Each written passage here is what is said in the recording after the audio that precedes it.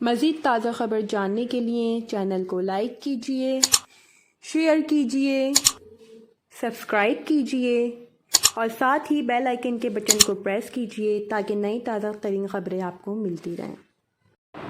अस्सलाम वालेकुम नाज़रीन, यूट्यूब चैनल पर खुश आमदीद। पाकिस्तान की आवाम बहुत गम व गुस्सा का शिकार है, ख़ासकर वो लोग जो पाकिस्तान को करप्शन से पाक देखना चाहते हैं। जैसे दूसरे ममालिक में निज़ाम है वैसा निज़ाम देखना चाहते हैं, लेकिन हमारी बदकिस्मती है जब ये करप्ट लोग सज़ा के करीब पहुँचते हैं तो इनको बहुत से लोग बचाने आ जाते हैं। इसका रीज़न क्या है? इसका रीज़न ये है, ये दूसरा NRO है जो दिया गया। पहला NRO था जो परवेज़ मुशर्रफ साहब ने दिया था, हर चीज़ मुकम्मल हो गई थी, लेकिन इसके बाद एक NRO दिया, वो पावर शेयरिंग फार्मूला। वजह ये थी कि इनका अपना इक़्तिदार मजबूत नहीं था, इनको जवाब चाहिए था, ये कमज़ोरी होती है इन अंदर की। इसके बाद फिर जब आप एक्सटर्नल प्लेयर के बहुत ज़्यादा करीब हो जाएं या इनकी विकेट पे खेलना शुरू कर दें, फिर वो प्रेशर डालते हैं। वो भी आया और एक्सटर्नल प्लेयर हैं और एक्सटर्नल प्लेयर के साथ मिलकर NRO करवा दिया, वो हमारे सामने है। और फिर NRO लॉन्ड्रिंग के ज़रिए आए, सिस्टम का हिस्सा बन गए। फिर इससे पहले एक कॉम्प्रोमाइज़ किया परवेज़ मुशर्रफ साहब ने, वो कॉम्प्रोमाइज़ किया, पेट्रोल्स बनाई। जब हुकूमत बनाई थी पेट्रोल्स तोड़े गए, वो पेट्रोल्स तोड़े गए जिनके खिलाफ नैब में मुकदमात थे, तो वो फाइल्स बंद कर दी गई और इनको ले आए। फिर वो इक़्तिदार फिर दूसरा NRO, फिर तीसरा NRO आया, तीसरा NRO अब आया। अब भी वही हुआ कि हर चीज़ तैयार थी, लेकिन एक रिजीम चेंज का काम किया गया और इसमें मामला तय किए गए, डील्स हुई और डील्स के नतीजे में एक नया फेस आ गया।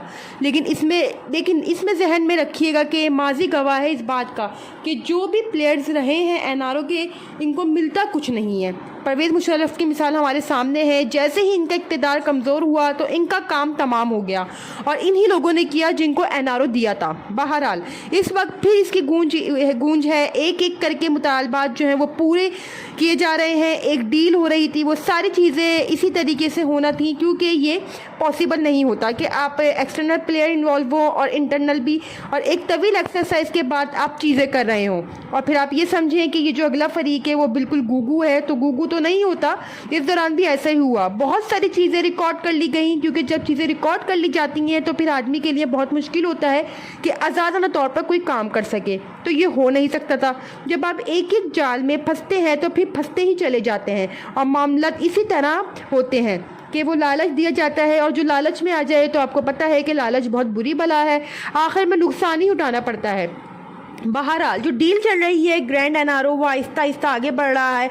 अब एक बार फिर बहुत ज़्यादा प्रेशर है। प्रेशर ये था कि अगर इमरान खान साहब को डिस्क्वालीफाई नहीं करवा सकते तो फिर हमारे लिए तो आसानियाँ पैदा हों। शहबाज शरीफ साहब फ्रीज़ हो गए हैं। शहबाज शरीफ साहब जो फ़र्द जुर्म आयद हुई थी वो पसे पर्दा चली गई है। हमजा शहबाज की भी पसे पर्दा चली गई है। पंजाब हुकूमत वापस चली गई है। तो ये सारी चीज़ें हो गई हैं। तो नवाज़ शरीफ साहब और मरियम बीबी को क्या मिला? असल तो ये था कि जो है लिंगरांग ऑन करना था, मरियम बीबी और नवाज शरीफ साहब को होल्ड पर रखते, आहिस्ता आहिस्ता आगे बढ़ते, लेकिन टाइम ज़रा कम होता गया और जब टाइम कम हो गया, आगे की चीज़ें नज़र नहीं आ रही, तो जो फरीकैन थे इनके कान खड़े हो गए कि मामला क्या है, ये कहीं हमें भी तो नहीं फंसाना चाह रहा है इस गधे की तरह कि जनाब आज नहीं कल नहीं। उन्होंने कहा इससे पहले कि हम गधा बने, तो ये लोग थोड़ा एग्रेसिव हो गए और फिर प्रेशर बढ़ता गया। हुआ ये था कि लंदन में कुछ मुलाकातें हुई और इन मुलाकातों को नतीजे में क्या किया गया कि चीज़ों को कहा गया कि चीज़ों को तेज़ करें क्योंकि टाइम कम है और जल्दी जल्दी जो तय हुआ है इसके मुताबिक करें। और ठीक है, इमरान खान साहब जो है डिस्क्वालीफाई नहीं हो सकते, फौरी तौर पर वो पाइपलाइन में डाल दें और इनकी मकबूलियत में इजाफा हो गया, क्योंकि इनके पीछे वोट बैंक है, लोग हैं, वो कामयाब होते जा रहे हैं और आगे आगे बढ़ते जा रहे हैं। लेकिन आने वाले दिनों में क्या होगा वो मैं आपको बताती हूँ कि पीछे कुछ लंदन में मुलाकातें हुई हैं और थर्ड पार्टी के घर मुलाकातें हुई हैं और इन मुलाकातों में ये सारी बातें तय हुई थी और उसके मुताबिक फिर मरियम बीबी का ऑडियो भी आ गया और इसाक डार से हवाले से फिर इसाक डार साहब वापस आ गए।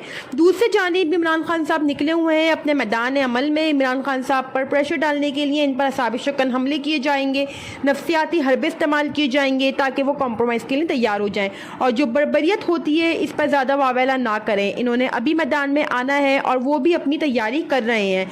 इन्होंने जो है मुकम्मल तैयारी कर ली है कि जो जीत होती है इसको वो मलिया में करेंगे। जो भी इनकी जीत हुई है इसको वो मलिया मेट करेंगे। इमरान खान साहब एक जानदार मुहिम के ज़रिए और जानदार कैंपेन के ज़रिए चीज़ें आहिस्ता आहिस्ता आगे बढ़ाएंगे और देखते हैं कि आगे क्या होता है। मज़ीद अगर आप ताज़ा तरीन ख़बरों से बाखबर रहना चाहते हैं तो आपने हमारे चैनल को लाइक करना है, शेयर करना है, सब्सक्राइब करना है ताकि आने वाली ख़बरों से आप बाखबर रहें। शुक्रिया।